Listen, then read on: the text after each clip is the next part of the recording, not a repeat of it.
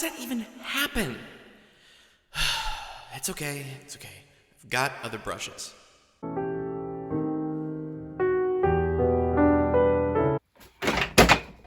How did that... Okay, it's okay. I can paint over it. I'm using oils. I can make this work. I'm being creative, yeah!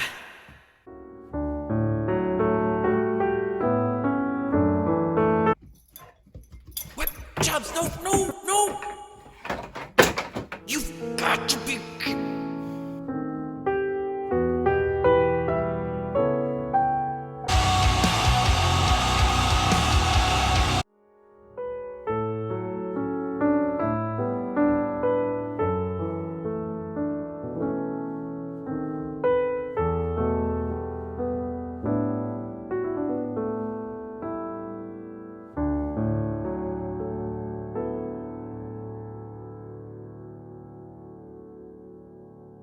Man, I feel so freaking accomplished. Boom!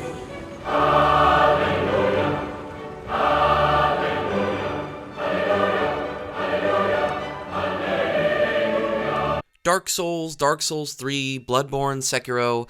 I've played a few of them there From Software games over the years. Some I've really enjoyed, while others, not so much. I bought a PS4 because I wanted to play Bloodborne, and now I've bought a PS5 for the Demon Souls remake. Was it a worthy purchase? How does it stack up next to the others that I've played, what with it being the start of the Souls games? Well, let's get the gameplay mechanics out of the way first. This game is much like all the other games From Software released over the years since Demon Souls first released. You navigate areas, making your way to various bosses and sub-bosses to gather souls, which are used for leveling up, purchasing upgrades, and various other currency-related uses. And you work your way to the next area.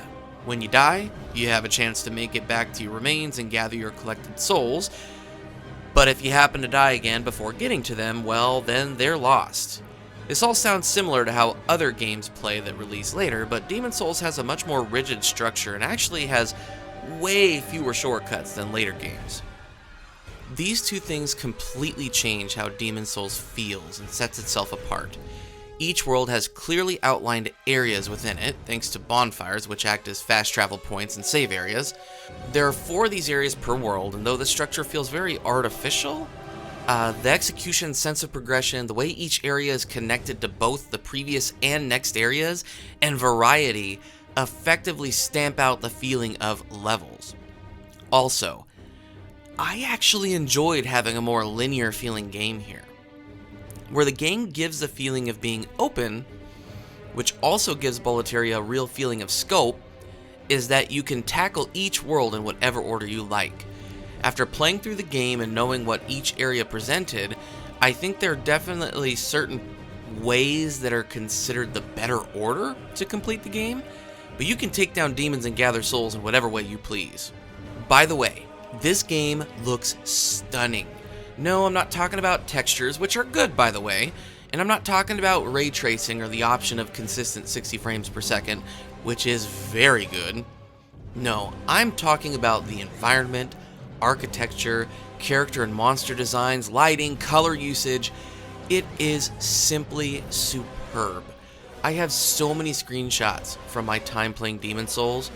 Oh, which has an excellent photo mode, by the way, because everything is so memorable.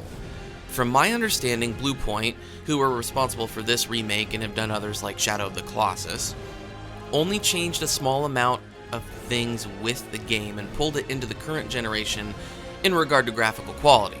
This game has some of my favorite environmental and architectural storytelling in a game. Each area fits into the world and gives massive depth to Boletaria. It's honestly really hard to believe that this game came out so long ago because it feels more modern and well constructed than many other modern games. I wanted to explore, not for possible loot, though that was a very welcome perk, but rather just to see more of this land. Oh, don't get me wrong, like other From Software games, the land is destroyed, dilapidated, and can quite frankly be very ugly at times. But every little detail, like how walkways and buildings mesh together to create a labyrinth within the castle town of Boletaria, or how enemies reflect the environment where they call home, goes so freaking far in giving the game world depth. Heck, even areas I was sure I would hate, like the swamp, I truly appreciated. In fact, let's talk about this area for a minute because it is a perfect example of what I'm talking about while giving a good segue into another point of interest. When you first enter the Swamp of Sorrow, you're greeted with a green hue overlaying the environment.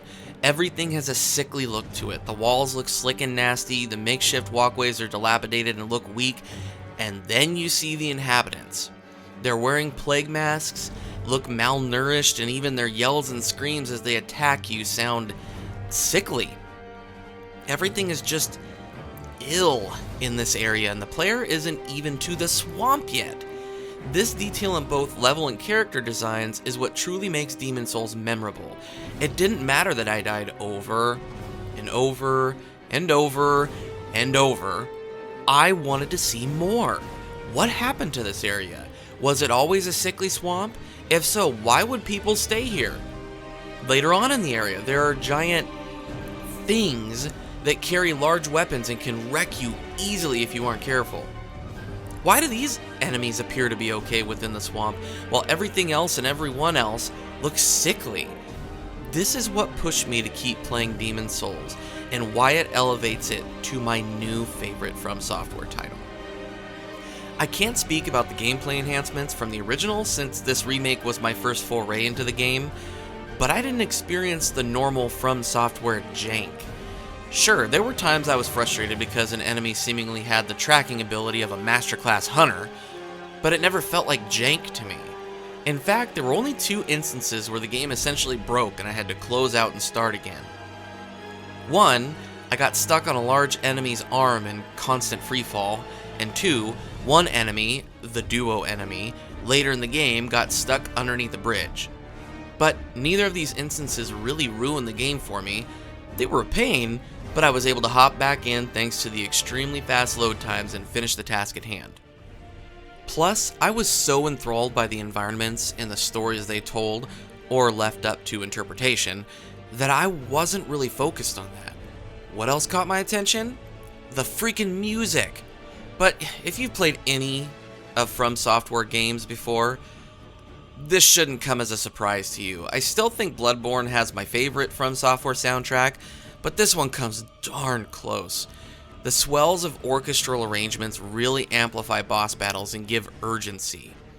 This urgency in the music, mixed with the guttural yells of enemies and the frenetic combat, can easily cause the player to make a mistake and pay for it dearly. But man, when you finally defeat that boss, one of the best feelings in a game I've experienced before. The reward of knowing, yes, I freaking beat that fool, is just so good. And then the little audio beats after you beat a boss, I don't know why, it was just like every time I heard that, it just released this something in my brain that was like, oh yeah, that sounds great, I love that sound. Something else I truly appreciate is that I didn't ever really have to grind. Because I was so caught up in exploring this game world, I was constantly finding awesome weapons, the dragon longsword, and I was able to level up sufficiently. This made it so that the game never felt frustratingly difficult. Sure, if I wasn't careful, I'd still get my butt handed to me by even standard enemies, but it didn't feel cheap.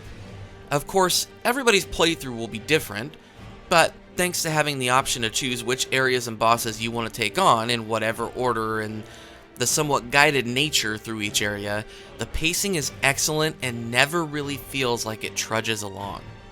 Oh, and one more thing I want to talk about. The bosses in this game feel refreshing? What I mean is this. After playing other From Software games, there are common threads between them all in regard to how bosses play out. Bosses can have different attacks, different levels, and different difficulties, but they all have a certain feel to them.